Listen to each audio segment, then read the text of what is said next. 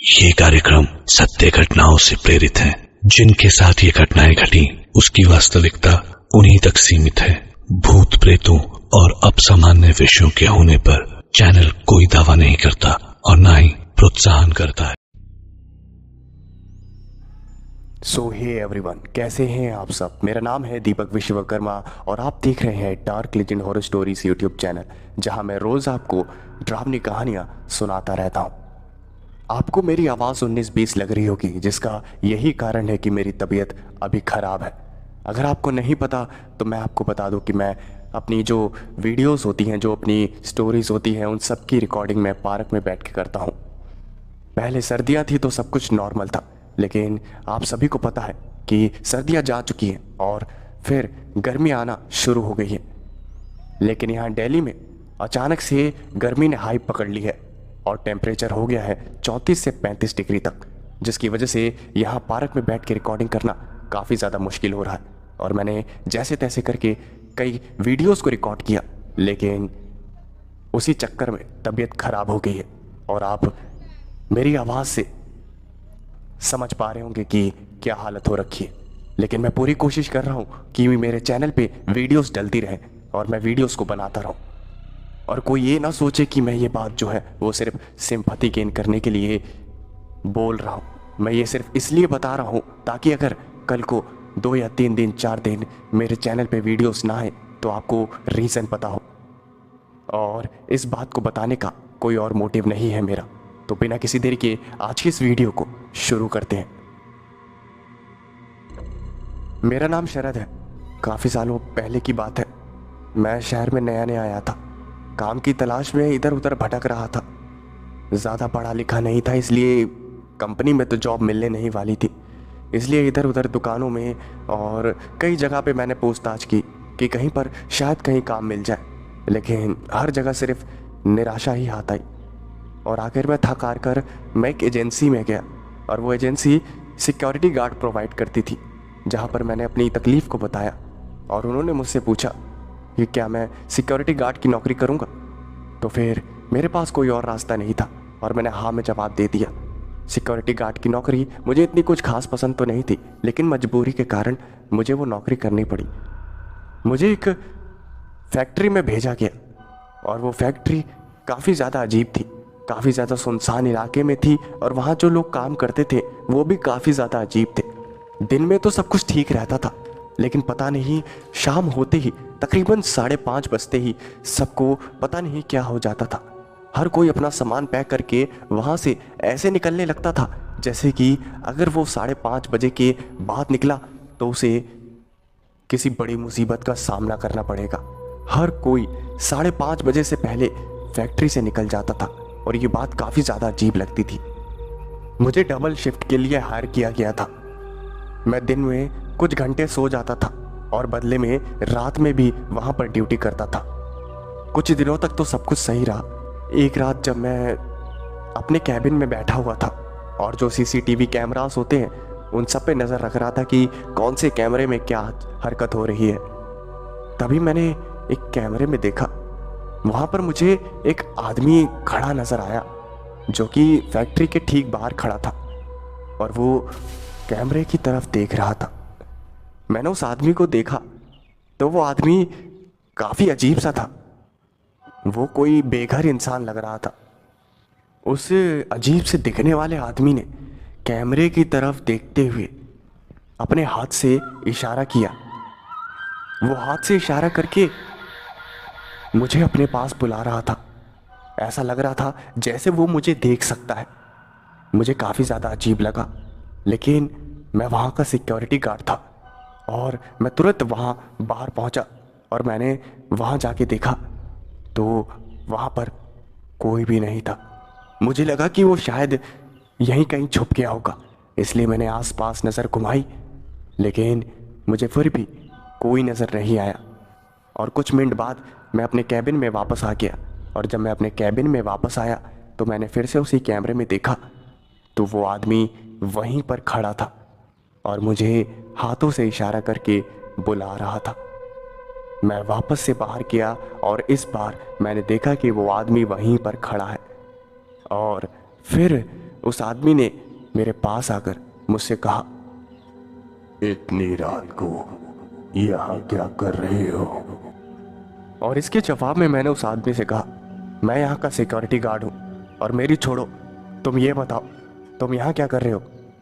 जिसके जवाब में उस अजीब से दिखने वाले आदमी ने हंसते हुए कहा,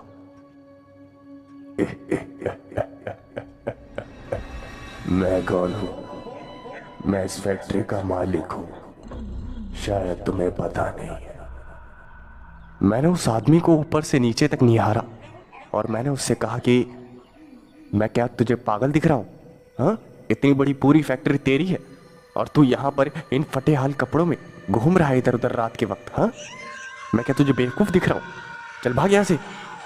और इस बार नजर आया ना तो पहले बता रहा हूँ, पुलिस में कंप्लेन लिखवा दूंगा, पुलिस उठा कर ले जाएगी, समझा क्या? चल भाग। और जब मैंने ये बात बोली तब वो अजीब सा दिखने वाला आदमी हंसने लगा और हंसते हंसते वहाँ से जाने लगा। लेकिन मेरी आंखें खौफ से तो तब बड़ी हो गई जब वो अंधेरे में कहीं गायब हो गया। वो एकदम हवा की तरह था, जैसे वो वहाँ पर आया ही नहीं था। अचानक से पता नहीं कहाँ गायब हो गया। मुझे तो मेरी आंखों पे यकीन ही नहीं हुआ कि क्या जो मेरी आंखों ने देखा वो सब सच था। मैं उस दिशा में गया जहाँ वो आदमी जा रहा था। मैंने हर तरफ नज़र घुमाई, हर तरफ देखा, लेकिन वो आदमी दूर दूर तक कहीं भी नहीं था। वो आखिर कहाँ गायब हो गया, मुझे तो यही समझ नहीं आ रहा था। और फिर मैं वापस से अपने कैबिन में आया और मुझे कैबिन में आए हुए कुछ ही मिनट हुए थे तभी मैंने कैमरे में वापस उसी आदमी को देखा और वो आदमी उसी तरह से कैमरे में देख रहा था और हंस रहा था।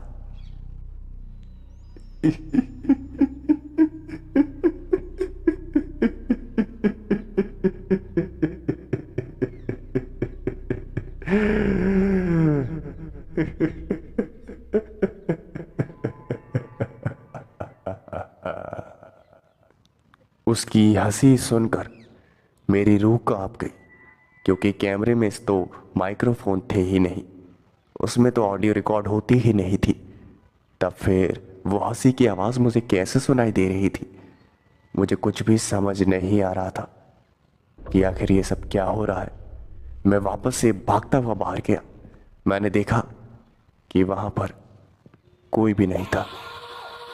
ये जो डरावनी घटना थी ये काफ़ी ज़्यादा डराने वाली थी। मैंने एक बात तो ठान ली थी कि कुछ भी हो जाए अब बाहर चेक करने जाऊंगा नहीं। पता नहीं क्या वो इंसानी है या कोई भूत प्रेत, यही सवाल मुझे परेशान करे जा रहा था। और वो आदमी मुझे पूरी रात उसी कैमरे में दिखता रहा और मेरी नज़र जो है उस आदमी से हटी नहीं। मुझे लग रहा था कि ये कोई दिमागी खेल खेल रहा है, ये पक्का कहीं ना कहीं छुप जाता होगा।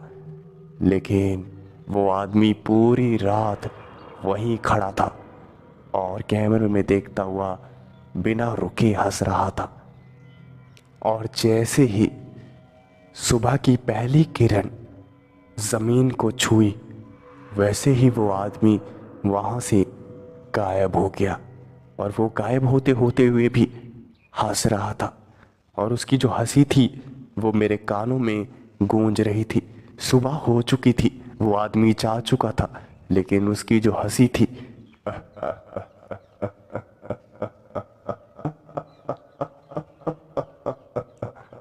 वो मुझे अभी भी सुनाई दे रही थी।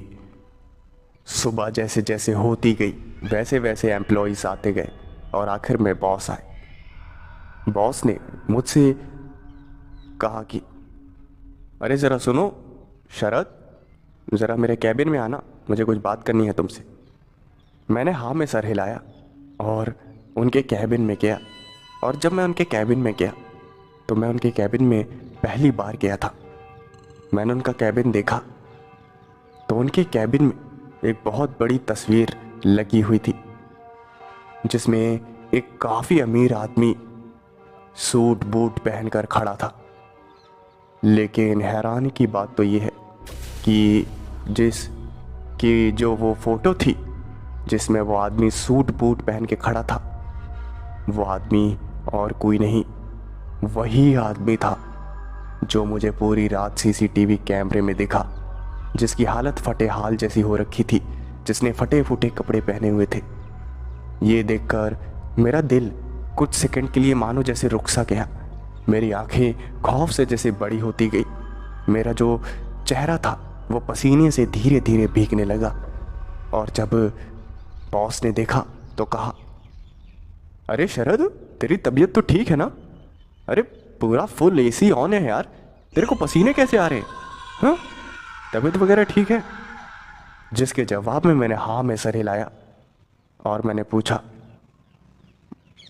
सर मैं ज़रा एक बात पूछूं, आप बुरा तो नहीं मानेंगे ना? और फिर मेरे बॉस ने मुझसे कहा, अरे पूछ पूछ, क्या बात है? इतना घबराने वाली बात थोड़ी है, खा थोड़ी जाऊंगा तुझे। और मैंने अपने बॉस से पूछा, सर जी ये आपके पीछे तस्वीर लगी है बड़ी सी, ये कौन है, आप बताएंगे ज़रा? जिसके जवाब में मेरे बॉस ने मुझसे कहा, अरे ये मेरे पिताजी हैं। अरे बहुत बड़े बिजनेसमैन थे अपने टाइम के। ये पूरी फैक्ट्री, ये जो पूरी जो कंपनी है, इन्होंने ही तो खड़ी करी है। कुछ सालों पहले इनका देहांत हो गया, लेकिन यहाँ के जो एम्प्लॉयज़ हैं ना, इतने बड़े पागल हैं, कहते हैं कि रात के वक्त उन्हें मेरे पिताजी दिखाई देते हैं। बताओ यार, फैक्ट्री के बाहर खड़े नजर आते हैं, और वो भी फटे हाल कपड़ों में। बताओ, ये सब ना जल्दी छुट्टी मारने के बहाने ढूंढते हैं सारे कामचोर कहीं के। और बता, तेरी नाइट शिफ्ट कैसी रही? थक वगैरह गया है? कुछ खा पी ले और सो जा, रात को वापस से नाइट शिफ्ट करनी है। जा। जब मैंने ये बात सुनी तो मेरे पास तो शब्द ही नहीं थे, मैं क्या कहता। मैंने हाँ में सर हिलाया और वहाँ से चला आया। मेरी तो नींद ही उड़ चुकी थी कि अगर जो आदमी मर चुका है वो मुझे दिखाई कैसे दे रहा है। मुझे कुछ भी समझ नहीं आ रहा था, लेकिन जैसे तैसे मैंने अपने आप को संभाला। और फिर रात हुई, और जब रात हुई तो सब कुछ नॉर्मल रहा। 2-3 दिन सब कुछ नॉर्मल रहा। वो आदमी मुझे नज़र नहीं आया, लेकिन कुछ दिन बीतते ही वो आदमी मुझे हर जगह नज़र आने लगा।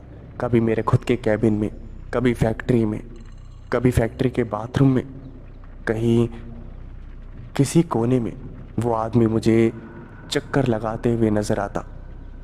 और वो मुझे जब भी देखता तो हंसने लगता।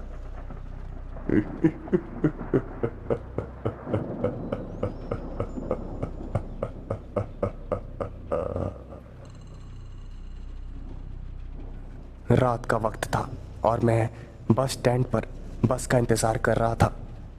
मुझे मेरी मंजिल पे जहाँ जाना था वहाँ जाने वाली बस का नंबर मुझे नहीं पता था। उस बस स्टैंड पे मैं और एक आदमी बैठा हुआ था। हम दोनों अकेले उस बस स्टैंड पे थे और वो बस स्टैंड एक सुनसान इलाके में था। मैंने उस आदमी से पूछा, भाई साहब ये ज़रा बहादुरगढ़ कौन से नंबर की बस जाएगी? जिसके जवाब में उस आदमी ने कहा कि बहादुरगढ़ तो 753 नंबर जाएगी। मैंने उस आदमी को शुक्रिया कहा और मैंने उससे पूछा, भाई साहब आप कहाँ जा रहे हैं? जिसके जवाब में उस आदमी ने कहा, बहादुरगढ़। और जब मैंने ये बात सुनी तो उस आदमी से कहा, अच्छा आप ही बहादुरगढ़ जा रहे हैं? ये तो बड़ा अच्छा हुआ, मुझे साथ में चलने वाला कोई मिल गया, अब रास्ता आसानी से कट जाएगा। जिसके जवाब में उस आदमी ने हाँ में सर हिलाया। हम दोनों काफ़ी लंबे समय तक बातचीत करते रहे और बस का इंतज़ार करते रहे, लेकिन बस नहीं आ रही थी।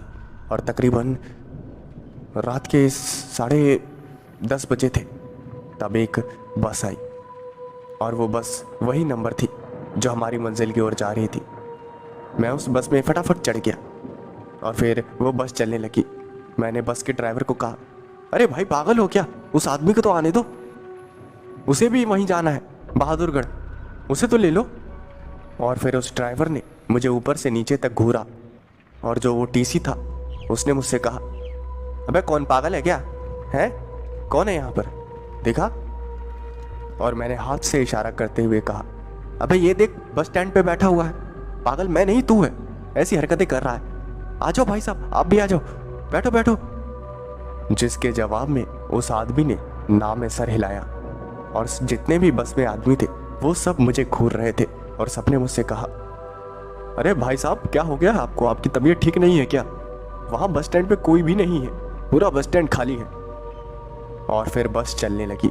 मुझे कुछ भी समझ नहीं आ रहा था। मैं पूरे रास्ते अपना सर खुजाता रहा कि आखिर ये क्या सारे के सारे झूठ बोल रहे हैं, लेकिन ऐसा कैसे हो सकता है।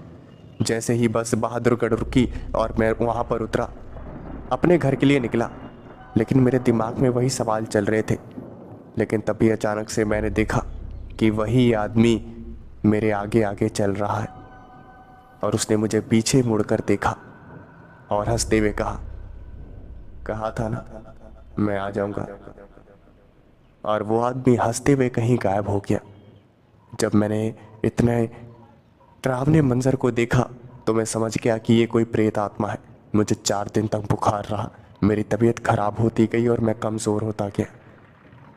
काफ़ी समय तक मैं इसी दिक्कत से जूझता रहा और कई दिनों बाद मैं ठीक हो पाया।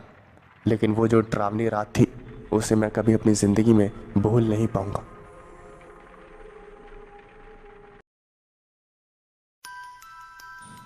ये कहानी है शीतल नाम की एक लड़की की, जो कि दिल की काफ़ी अच्छी थी, लेकिन उसकी ज़िंदगी में सिर्फ अकेलापन के अलावा कुछ भी नहीं था। उसका एक भी दोस्त नहीं था, वो हमेशा अकेले रहा करती थी। उसके पेरेंट्स भी उसे कुछ खास वैल्यू नहीं देते थे।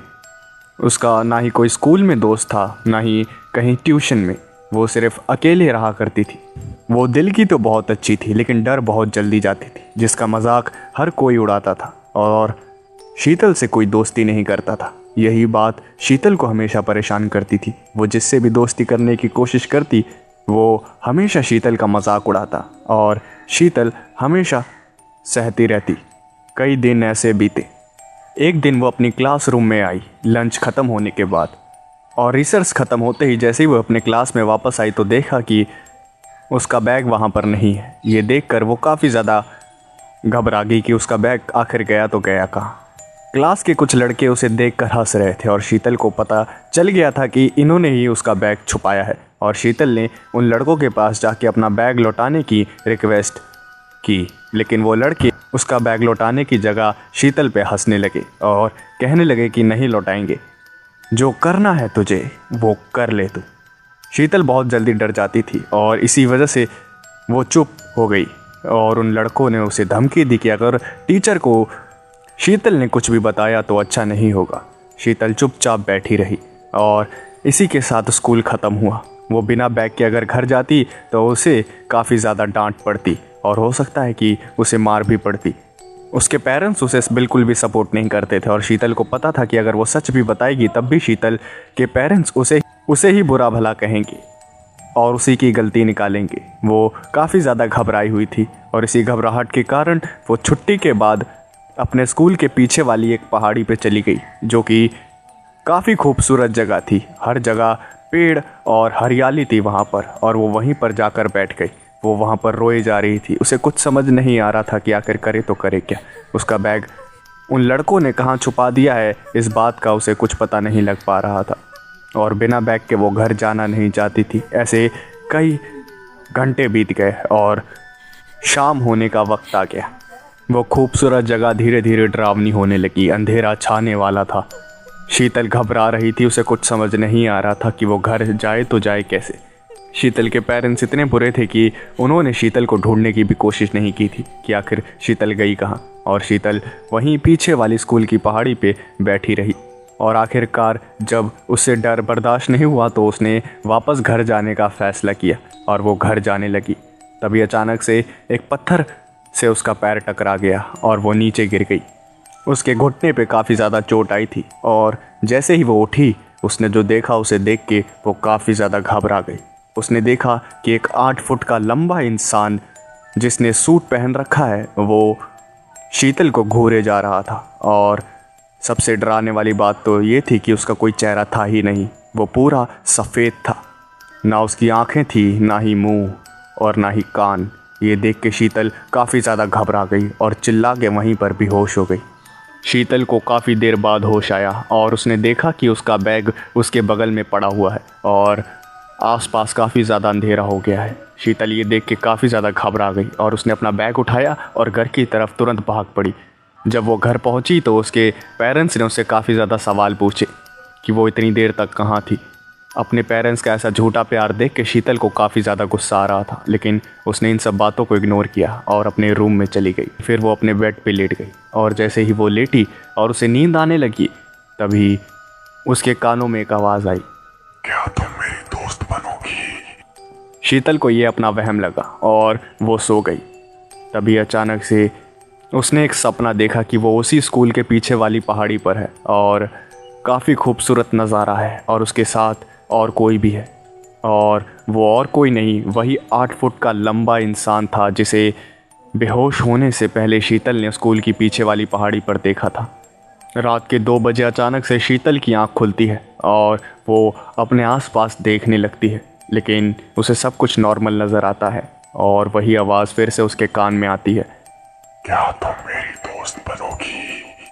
शीतल फिर से इसको अपना वहम समझती है और सो जाती है। अगले दिन वो स्कूल पहुंचती है और वो देखती है कि जिन लड़कों ने उसका बैग को छुपाया था वो लड़के कहीं लापता हो गए हैं और वो कहाँ गए किसी को कुछ पता नहीं चल रहा था। शीतल को ये बात काफ़ी ज़्यादा अजीब लगी, आखिर ये सब हो कैसे सकता है, लेकिन उसने सोचा कि जो भी हुआ अच्छा ही हुआ, वो सब बहुत ही ज़्यादा बुरे थे और शीतल ये सब सोच के खुश होने लगी। शीतल को लग रहा था कि जो उसने आदमी देखा था 8 फुट का, वो उसका वहम था। शीतल काफ़ी ज़्यादा कंफ्यूज थी कि आखिर वो था तो था क्या। वो इंसान तो नहीं था क्योंकि ना ही उसकी आंखें थी, ना ही मुंह, ना ही कान। वो सिर्फ एक 8 फुट का आदमी था जो कि पूरी तरह से सफ़ेद था और उसने सूट पहना हुआ था। शीतल छुट्टी के बाद फिर से वहाँ जाती है और उसी जगह पर बैठ जाती है। काफ़ी देर बीतती है, वहाँ शीतल बैठी रहती है और उसे काफ़ी ज़्यादा अच्छा लग रहा था वहाँ बैठने में। वहाँ काफ़ी ज़्यादा शांति थी और हरियाली भी। उसे लग रहा था कि वो 8 फुट का आदमी वहाँ पर फिर से आएगा, लेकिन ऐसा कुछ भी नहीं हुआ और फिर वो अपने घर पहुँच गई। और जैसे ही वो खाना खा के फिर से सोने के लिए लेटी तभी अचानक से उसके कान में एक आवाज़ आई, माफ करना, मैं वहां पर आ नहीं पाया। और जैसे ही उसने अपनी आंखें खोली तो उसने देखा कि वो 8 फुट का इंसान उसी के कमरे में है और उसे देखकर शीतल की चीख निकल गई, जिसकी वजह से उसके पेरेंट्स तुरंत उसके रूम में आए और उन्होंने वहाँ देखा कि वहाँ पर कुछ भी नहीं था। शीतल से उन्होंने पूछा कि आखिर हुआ क्या है, लेकिन फिर शीतल ने सोचा कि अगर वो ये सब उन्हें बताएगी तो उन्हें यही लगेगा कि वो मजाक कर रही है या फिर उसने कोई बुरा सपना देखा है, इसलिए उसने ये सब बताना ठीक नहीं समझा और यही कहा कि उसने कुछ डरावना सपना देख लिया था और उसके पेरेंट्स नीचे वापस अपने रूम में चले गए। शीतल ने फिर से सोने की कोशिश की और उसके कान में फिर से वही आवाज़ आई, तुम मुझे देख के डर क्यों गई? शीतल ने फिर से अपनी आंखें खोली और देखा कि वो 8 फुट का इंसान फिर से उसी के रूम में बैठा हुआ था और इस बार शीतल नहीं डरी और उसने उस 8 फुट के आदमी को थैंक यू कहा कि उसने उन बुरे बच्चों को सबक सिखाया शीतल के लिए। और वो 8 फुट का इंसान हंसने लगा ये बातें सुन के। शीतल और उस 8 फुट के इंसान में काफ़ी गहरी दोस्ती हो गई। अब वो रोज़ मिलने लगे। शीतल रोज़ स्कूल की पीछे वाली पहाड़ी पर जाती और घंटों उस 8 फुट के इंसान से बातें करती। ऐसे कई साल बीत गए और एक दिन शीतल के स्कूल में एक नया लड़का आया। उसका एडमिशन शीतल की क्लास में ही हुआ और वो रोज़ आने लगा। उसने ध्यान दिया कि शीतल से कोई भी बात नहीं करता, फिर भी वो इतनी खुश रहती है। उस लड़के का नाम दीपक था और दीपक भी हमेशा से अकेला ही रहा करता था, लेकिन वो इतना खुश नहीं था जितना शीतल थी। उसे ये जानना था कि आखिर शीतल इतना खुश है कैसे। उसका कोई दोस्त भी नहीं है, फिर भी शीतल इतनी अकेले में ही खुश रहती थी। और एक तरफ दीपक था, हमेशा अकेले में शांति से बैठा रहा करता था, जिसका कोई भी दोस्त नहीं था। एक बार छुट्टी में दीपक ने शीतल से पूछा कि आखिर तुम इतनी खुश क्यों रहती हो? तुम्हारा तो कोई दोस्त भी नहीं है और ना ही कोई तुमसे ठीक से बात करता है, फिर भी तुम अकेले में ही इतना खुश कैसे रहती हो? मेरा भी कोई दोस्त नहीं है, मैं भी हमेशा अकेले रहता हूँ, लेकिन कभी मुझे इतनी खुशी नहीं होती। मैं कभी खुश नहीं रहता जैसा तुम खुश रहती हो। शीतल ने इस बात का कोई जवाब नहीं दिया और वो स्कूल से निकल गई। दीपक भी उसका पीछा करने लगा और वो पीछा करते करते स्कूल की उसी पीछे वाली पहाड़ी पे पहुंच गया और उसने देखा कि काफ़ी लंबे समय तक वो शीतल उसी पेड़ के नीचे बैठी थी। दीपक को ये सब देख के काफ़ी ज़्यादा हैरानी हुई। आखिर ये शीतल अकेले में बैठी ही क्यों है? उसे क्या मिल रहा है इतने घंटों यहाँ बिताने से? तभी अचानक से दीपक ने जो देखा उसे देखकर उसकी आंखें फटी की फटी रह गई। दीपक ने देखा कि शीतल अकेले में ही कुछ बड़बड़ाई जा रही है और किसी से बात किए जा रही है, लेकिन वहाँ पर कोई भी नहीं था। ये सब देख के दीपक को काफ़ी ज़्यादा हैरानी हुई और उसे कुछ समझ ही नहीं आ रहा था कि शीतल ऐसा व्यवहार कर क्यों रही है। वहाँ पर तो कोई भी नहीं है, फिर भी वो ऐसे अजीब व्यवहार कर रही है जैसे वहाँ पर कोई हो। कई घंटे बीते और दीपक वही सब नज़ारा देखता रहा और उसे कुछ भी समझ नहीं आ रहा था कि शीतल आखिर ये सब कर क्या रही है। और आखिरकार शीतल ने अपना बैग उठाया और अपने घर की तरफ जाने लगी। और फिर दीपक ने शीतल से पूछा कि तुम उस स्कूल की पीछे वाली पहाड़ी पे कर क्या रही थी? ये सब सुन के शीतल को गुस्सा आ गया और उसने कहा कि तुम मेरा पीछा क्यों कर रहे हो? मैं कुछ भी करूं, मेरी ज़िंदगी है, तुम्हें ये पूछने का कोई हक नहीं है कि मैं स्कूल की पीछे वाली पहाड़ी पे क्या कर रही हूँ। अपने काम से काम रखो। ये सब सुन के दीपक को काफ़ी ज़्यादा अजीब लगा, लेकिन फिर उसने ना चाहते हुए भी शीतल को धमकी दी कि अगर वो उसे नहीं बताएगी तो वो शीतल के पेरेंट्स को सब कुछ बता देगा कि वो इतने घंटों स्कूल के पीछे वाली पहाड़ी पर बैठी रहती है। शीतल ये सारी बातें सुन के काफ़ी ज़्यादा घबरा गई। उसे लग रहा था कि अगर दीपक उसके पेरेंट्स को ये सब बता देगा तो फिर वो कभी स्कूल के पीछे वाली पहाड़ी पे अपने दोस्त से मिलने नहीं जा पाएगी। और फिर शीतल ने उसे सारी बातें बताई और फिर दीपक को पता चला कि शीतल की मानसिक हालत ठीक नहीं है। वो जिसे अपना दोस्त मानती थी, वो 8 फुट का इंसान, वो सिर्फ शीतल की इमेजिनेशन थी जिसे शीतल सच मान चुकी थी। उसका बचपन से कोई दोस्त नहीं था, वो हमेशा अकेले रहा करती थी, जिसकी वजह से उसके दिमाग में एक ऐसी इमेजिनेशन बनी जिसकी वजह से उस 8 फुट के इंसान ने जन्म लिया। और शीतल रियलिटी और इमेजिनेशन में फ़र्क ही नहीं कर पा रही थी। उसकी मानसिक हालत ख़राब हो चुकी थी और दीपक इस बात को समझ चुका था।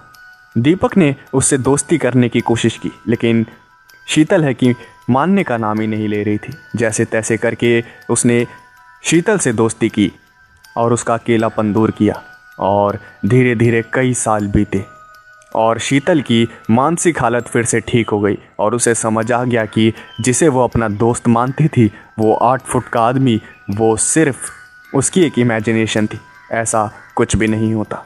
लेकिन उसके दिमाग में एक सवाल अभी भी था, अगर वो 8 फुट का आदमी सिर्फ शीतल की इमेजिनेशन था तो उस दिन शीतल का बैग उसके पास वापस कैसे आया और वो सारे लड़के गायब कहाँ हो गए।